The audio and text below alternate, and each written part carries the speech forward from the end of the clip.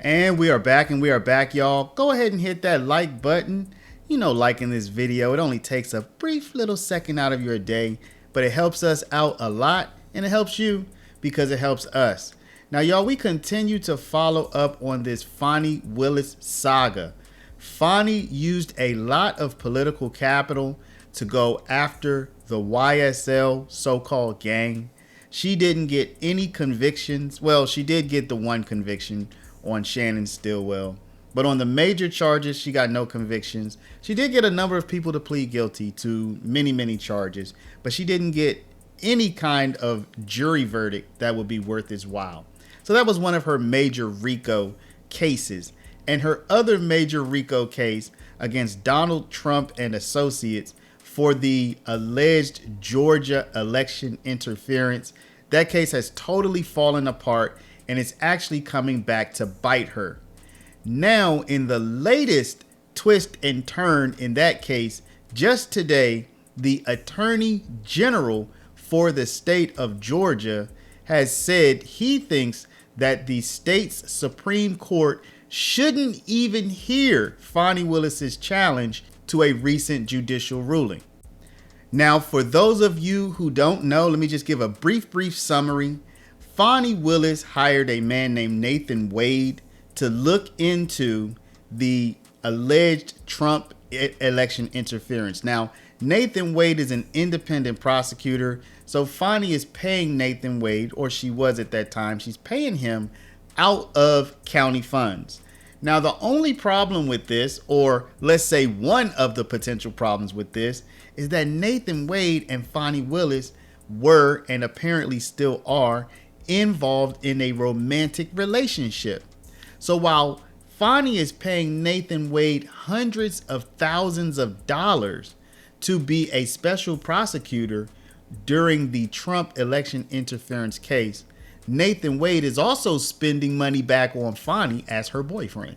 And people are like, well, you know, maybe this might be money laundering or misappropriation of funds, because you're giving this money to Nathan, you're paying him, but then he is just turning back around and taking you on trips and treating you like his girlfriend, you know, buying you stuff. And this was all discovered by Ashley Merchant. So recently, a court ruled that Fani does have to respond to a subpoena by the Georgia Senate to answer questions about this, okay? Fani said, nah, I am a prosecutor. I don't have to respond to these subpoenas. And she was thumbing her nose at the subpoenas.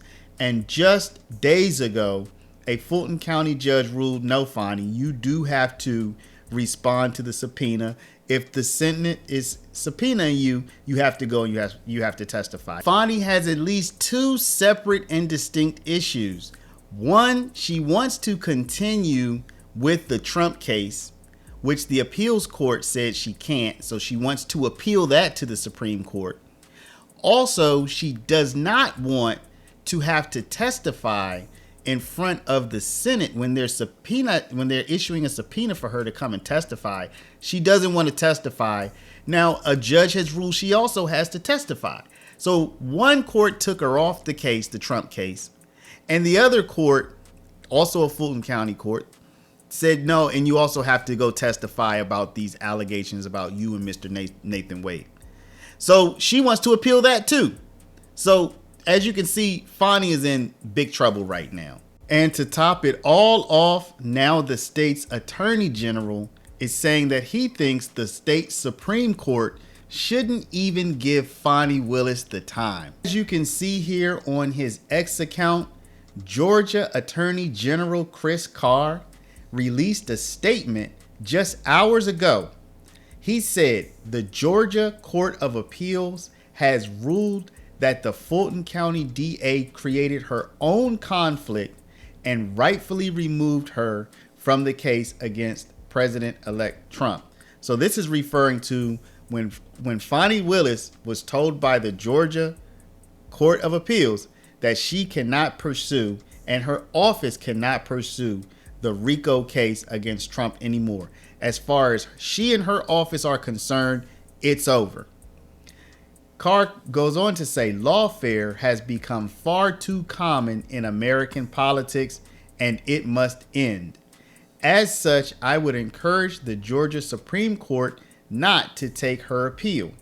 It's our hope that the DA will now focus taxpayer resources on the successful prosecution of violent criminals in Fulton County.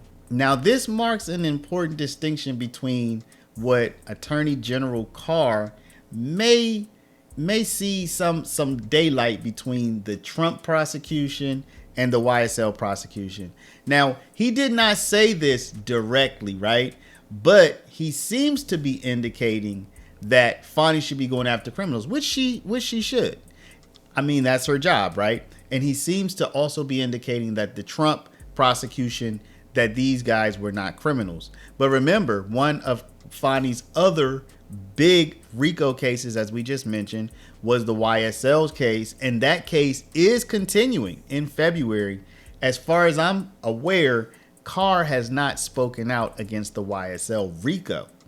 Now, Carr, I did a little bit of investigating, and Carr seems to be pretty tough on gang violence. I found this recent piece about Carr and his take on gang violence in Georgia.